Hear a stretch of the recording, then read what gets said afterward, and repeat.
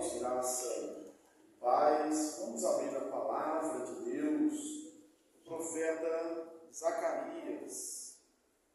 Zacarias, no capítulo de número 2.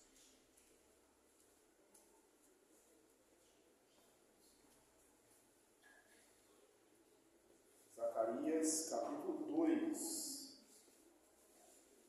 Vamos estar de pé, podemos, irmãos, por favor, acompanhe. Diz assim: tornei a levantar os olhos e vi, e eis um homem que tinha na mão um cordel de medir. Então perguntei: para onde vais tu? Ele me respondeu: medir Jerusalém, para ver qual é a sua largura e qual é o seu comprimento. Eis que saiu o anjo que falava comigo, e outro anjo lhe saiu ao encontro.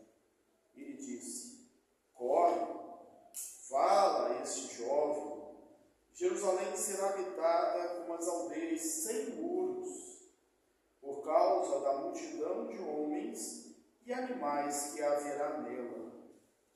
Pois eu lhe serei, diz o Senhor, um muro de fogo em redor, e eu mesmo serei no meio dela a sua glória.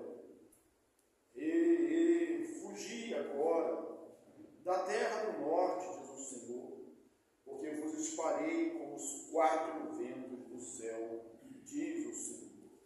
E salva-te, ó Sião, tu que habitas com a filha da Babilônia, pois assim diz o Senhor dos exércitos: para obter ele a glória, enviou-me às nações que vos despojaram, porque aquele que tocar em vós, toca na menina do seu olho, porque eis aí agitarei a mão contra eles, e eles virão a ser a presa daqueles que o serviram. Assim, sabereis vós que o Senhor dos exércitos é quem me enviou. Canta e exulta, ó filha de Sião, porque eis que venho e habitarei no meio de ti, diz o Senhor. Naquele dia, muitas nações se ajuntarão ao Senhor e serão meu povo. Habitarei no meio de ti, e saberás que o Senhor dos exércitos é quem me enviou.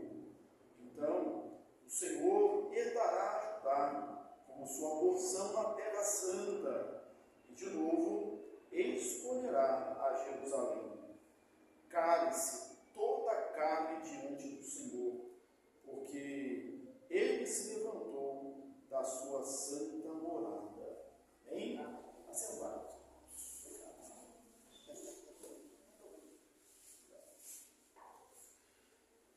Bem, irmãos, nós estamos estudando o profeta Zacarias, o livro do profeta Zacarias. Nós já sabemos que ele é um profeta pós-exílico, contemporâneo de Ageu, filho de Berequias, filho de Nico, da linhagem sacerdotal. A primeira palavra do profeta, no capítulo 1, versículo 1 ao 6, é uma chamada ao arrependimento. Tudo na vida do crente, do avivamento, e necessariamente se inicia com um quebrantamento, um arrependimento. A isso segue-se 8 visões que ele tem numa mesma noite. Na verdade, é uma mensagem dividida ali nessas 8 visões que o profeta teve. Nós já estudamos a primeira visão, uma promessa de restauração, ali com os 4 cavaleiros, o cavaleiro vermelho, que eles mandavam, saíam para percorrer toda a terra, mostrando que Deus estava atento, Deus estava sabendo de tudo, conhecendo, percorrendo a terra. Na segunda visão, a visão dos chifres, 4 chifres e 4 ferreiros, nós vimos que é Deus que levanta os poderes, e é Deus que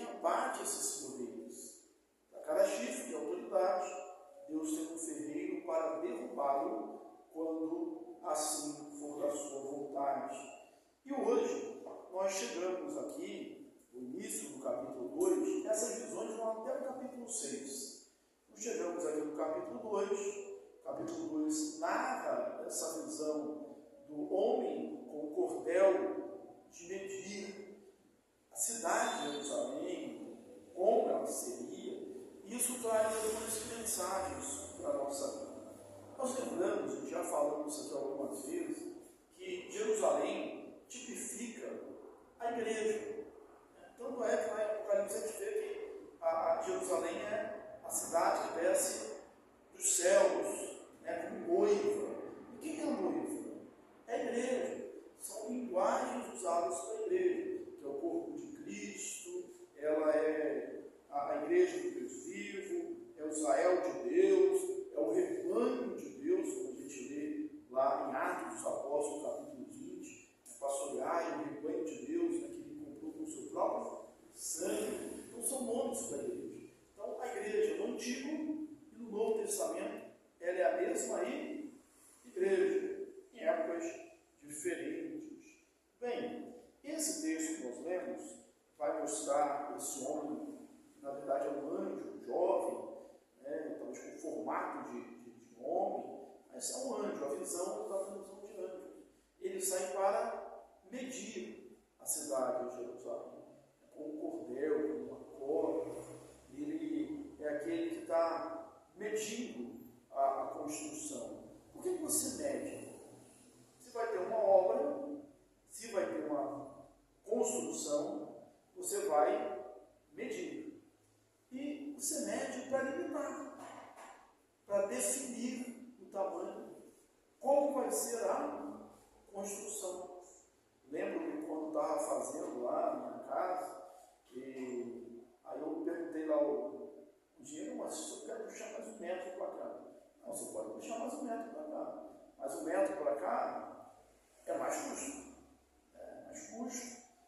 Não só de mão de obra, mas também de material. Então você lembra, todo metro que você puxar para cá, para lá, para cá, vai aumentar o custo da obra. Então você mede para limitar, para definir. Esse anjo, ele sai, esse homem jovem, ele sai com um cordel para medir. E ele é interrompido. Quando Zacarias ele está falando com o anjo intérprete, esse anjo recebe uma ordem para ir até esse outro homem, o anjo, para que ele não desce. E por que isso? Aí a gente tem uma perspectiva humana versus uma perspectiva de Deus. Qual a perspectiva humana? Qual a perspectiva da terra? Refletida nessa vara de medir, nesse cordel de medir, é limitar. Mesmo que aos nossos olhos isso pareça algo grandioso, ainda assim, toda vez que a gente mede, a gente limita. Eles estavam querendo saber se a nova cidade de Jerusalém, o novo templo, as novas construções seriam tão grandiosas como as primeiras. É como se chegasse numa determinada localidade, determinada distância, a cidade, por mais que ela cresça, ela não vai passar daqui. E quantas vezes nós fazemos isso? Nós queremos limitar o plano de Deus, limitar a obra de Deus, especificar como as coisas vão ser, quando os sonhos de Deus são sempre melhores que os nossos. Os planos de Deus são sempre melhores do que os nossos. Então nós deveríamos nos submeter à vontade de Deus. Mas muitas vezes nós queremos limitar a obra, limitar a igreja, colocar ali tudo dentro de um esquadro, de um quadrado qualquer, e assim, sem querer às vezes, a gente põe alguns limites. Essa é uma mensagem desse jovem, desse homem, que saiu com uma vara de medir. Por vezes nós somos como ele. nós também nos precipitamos e saímos para medir, para ver se as coisas vão funcionar como nós queremos, como nós planejamos. Mas chega aqui uma palavra de consolo. Se é um anjo, e ele sai assim precipitadamente para medir, e é interrompido, se foi ali numa missão errada, ainda que bem intencionada, quanto mais nós somos humanos. Então nós saímos às vezes para fazer a obra de Deus com as melhores das intenções, mas nós estamos fazendo às vezes aquilo que Deus não pediu que nós fizéssemos. E é sempre bom ouvirmos a sua voz e pararmos aquela empreitada. Essa é a primeira lição aqui nessa vara de medir. Mas por que ele falou isso? Por que ele falou isso? No versículo 4, nós vamos ver essa perspectiva de Deus. Os pensamentos de Deus são sempre maiores do que os pensamentos humanos, maiores e melhores. A topografia, as medidas seriam maiores do que aquelas medidas de cordel. Não dava para medir, porque Deus tinha planos grandiosos. E ele vai falar que esta cidade seria como cidades sem muros. O que são cidades sem muros? Normalmente, as grandes cidades eram muradas. Nós temos isso na Bíblia. Quando o povo de Deus vai invadir Canaã, a primeira cidade que eles tomam é a cidade de Jericó. E qual era a dificuldade, a adversidade que eles enfrentariam? Era uma cidade murada. Havia as muralhas, e essas muralhas caíram. A cidade de Nínive, conta-se que ela tinha 30 metros de altura, 1.200 torres. As muralhas da Babilônia, conta-se que 2 carros passavam por cima, 2 carruagens podiam passar por cima dela, da largura de uma rua que nós conhecemos hoje. Mas todas essas muralhas caíram. Bem, as aldeias, as cidades pequenas, as aldeias, elas não tinham muralhas. Então Deus está falando que a cidade não teria muralhas. Mas não porque ela seria pequena, é porque ela não seria delimitada, ela não seria contida, ela se estenderia para todos os lados.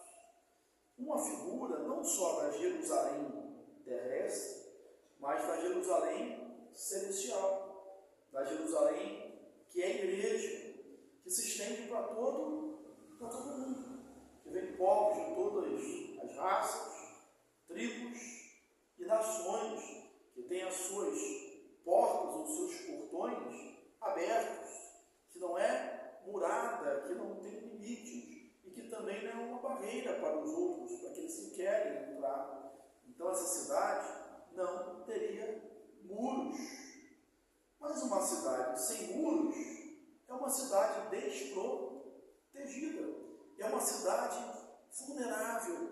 Mas por que Jerusalém não teria muro? Por que essa cidade não teria muro?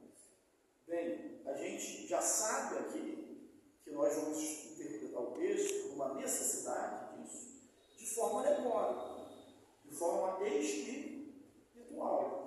Mesmo porque nós sabemos que a cidade de Jerusalém, construída depois do exílio, ela teve ou não teve muros? Teve muros.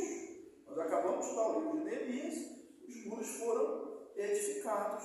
O povo tinha ânimo para trabalhar, o muro fechou-se até a metade da sua altura. Então, essa cidade física tinha muros. Nós estamos falando de uma cidade espiritual. E por que ela não teria muros?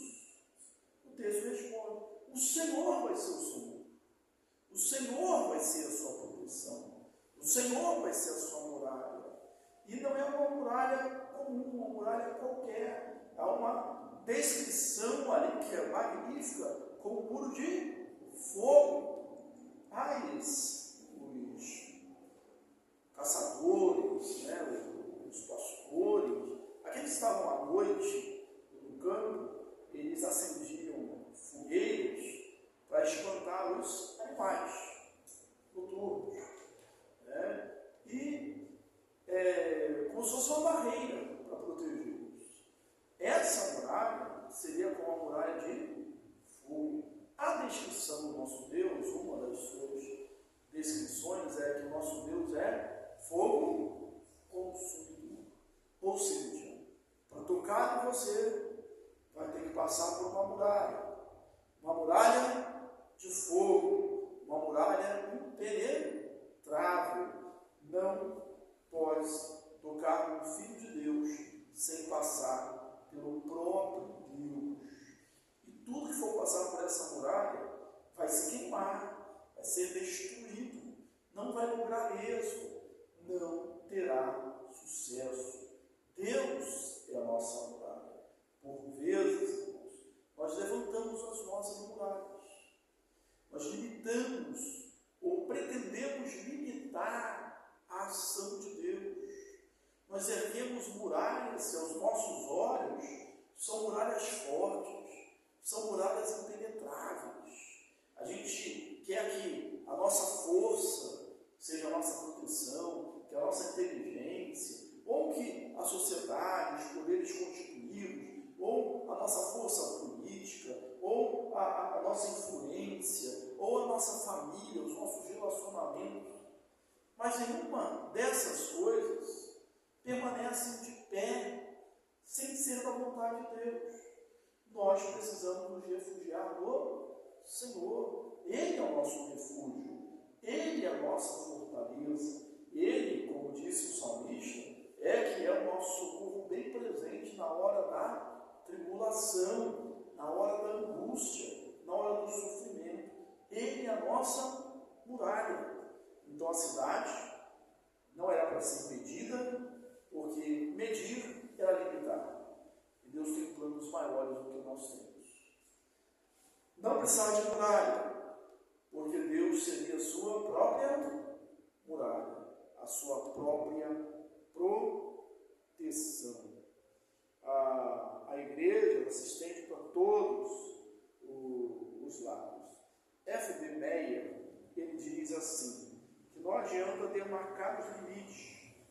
O destino da cidade era ultrapassar todas as dimensões comuns e tornar-se tão grandiosa que nenhum muro conseguiria contê-la, nem acompanhar o seu desenvolvimento. Toda vez que vai se construir uma muralha, uma cidade, faz um ciclo, fazia na antiguidade, e hoje, quando se constrói, você constrói pensando no crescimento. Mas mesmo quando você constrói pensando no crescimento, quando os anos vão passando, aquilo parece que vai ficando obsoleto. Você pensa, por exemplo, nas nossas estradas. Quando elas foram construídas, dava vazão. E agora você constrói novas estradas. Quanto mais estradas se constrói, parece que ainda assim não é o suficiente, por causa do crescimento urbano, do crescimento da população, da quantidade de carros. A gente pode imaginar assim o crescimento da cidade de Deus. Seria algo incontínuo, que nenhum planejamento conseguiria abarcar. Então essa cidade não teria muros, porque ela cresceria. Na linguagem para dizer da expansão até os confins da terra, até os confins da terra. Bem, no versículo 5, primeira parte, a gente vai ver a proteção divina, a presença divina. Os muros de uma cidade eram a sua proteção contra o ataque dos inimigos. Porém, as altas muralhas de Jerusalém não puderam proteger, não puderam livrar. Jerusalém caiu sob o poder de Babilônia. No ano 70, muralhas não puderam proteger Jerusalém. Houve um cerco dos romanos e a cidade caiu. A proteção humana, por mais forte, por mais robusta que seja, ela vai se mostrar insuficiente. Toda obra de construção do braço de carne não vai ser suficiente. A Bíblia diz que a gente não confiar no braço de carne, mas confiar no Senhor. Nesse sentido que a gente tem maldito o homem que confia no homem para ser o seu libertador, aquele que o livra, e não confia no Senhor. A proteção da igreja é a proteção de Deus. Mas, além dela ter um crescimento exponencial, um grande crescimento, nisso a gente vê a bênção de Deus, porque a cidade que estava em ruínas, destruída, era o prólogo para as nações, como diz lá o Anani, relatando a Neemias como estava, em grande vergonha, em ruínas. Agora é uma cidade que tem um crescimento ilimitado, que não pode ser contido. É uma cidade que é protegida por Deus.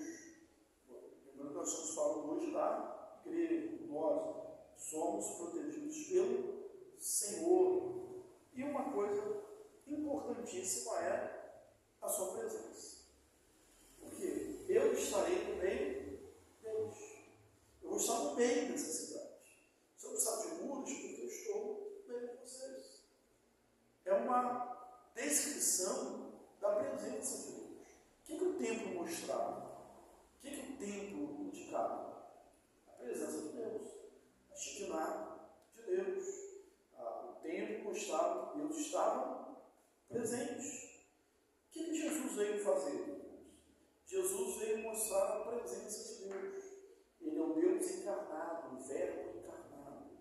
Lá em João capítulo 1 nós lemos: e o Verbo se fez carne e habitou entre nós. Lá no futuro, lá em Apocalipse 21, a gente vê que eis o tabernáculo de Deus com os homens. Deus estará no meio. Nada é tão precioso como a presença de Deus. Lembra de Moisés? Quando Deus mandou que ele fosse, ele falou assim: não me envie se a tua presença não for comigo, não nos envie se a tua presença não for conosco. Assim, a presença de Deus não vale a pena. Sem a presença de Deus, não há sucesso. Sem a presença de Deus, a vitória ela é irreal. Sem a presença de Deus, nós não podemos nada. Ainda bem que nós temos uma promessa em Cristo. Mateus 28, eis que estou convosco todos os dias até a consumação dos séculos. A cidade não teria muralha, porque Deus era a sua muralha. A presença de Deus era a sua fortaleza. Mas nós temos também outra coisa que, nessa Shekinah, ainda no versículo 5, nós temos a glória de Deus no meio do povo. William Trentous, não sei se pronuncia assim, diz o seguinte: que a Shekinah de Deus é a nossa única defesa contra os nossos inimigos, que tentam destruir a obra divina. O Espírito Santo é o preservador privativo da verdadeira doutrina, o protetor exclusivo da espiritualidade e o guardião particular da lei moral. A segurança de Sião hoje, como se deu nos dias de Zacarias, é a glória de Deus no meio dela. A manifestação da glória de Deus no nosso meio é a nossa certeza de salvação, de proteção, estarmos sendo guardados. Estamos nos dirigindo para o versículo 6 e 7. Quando estamos em Neemias, a gente viu isso aí de forma bem detalhada. Houve algumas levas de retorno de exilados lá da Babilônia. Erequias, né, o Ido, melhor dizendo, ele voltou uma, né, com Zacarias ainda criança. Posteriormente nós temos também Neemias, voltando com a outra leva de exilados. Mas muitos permaneciam lá em Babilônia. Por que permaneceram na Babilônia? Quanto tempo eles ficaram em Jerusalém? Segundo o profeta Jeremias, 70 anos. E a ordem de Deus ali, dos profetas, é que eles orassem pela paz na Babilônia, para que eles prosperassem ali. E realmente alguns judeus prosperaram. Eles estavam bem, eles estavam adequados à situação, tinham se adequado, eles tinham se inserido bem na sociedade dos caldeus, estavam prósperos e julgavam assim arriscado, perigoso, sair daquele conforto que eles tinham na Babilônia para uma Jerusalém sem muros, para uma Jerusalém em ruínas, para construir uma cidade. E aí aqui Deus está falando que a salvação deles dependia disso, mandando eles fugirem da terra do norte, que era Babilônia, fugirem de Babilônia e voltarem para Jerusalém. Aquilo que aparentemente, aquela cidade que aparentemente não podia oferecer segurança nenhuma para eles. Em troca daquela segurança que eles tinham e que estava fadada ao fracasso, que a Babilônia seria destruída. Então eles tinham que sair dali. Estar na Babilônia, quando Deus mandasse o seu juízo contra a Babilônia, significava ser condenado junto com a Babilônia.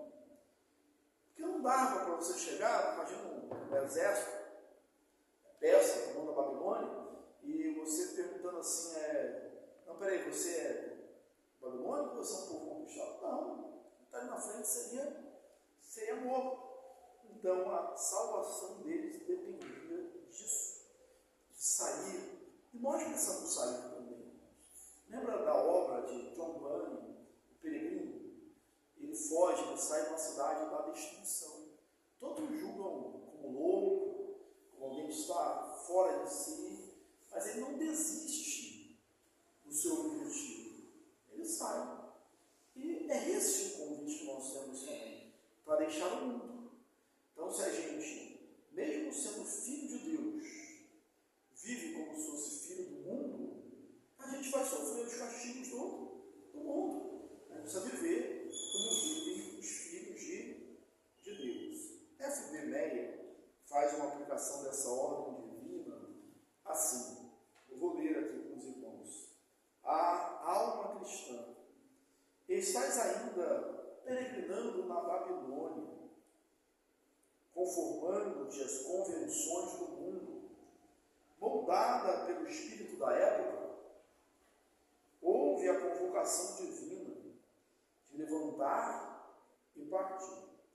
Não pode ser aquilo o teu descanso, e não iludas pensando que podes fazer o que o mundo faz e ainda assim gozar de imunidade. É interessante ser que não se iludas pensando que pode fazer o que o mundo faz e ainda assim gozar de imunidade.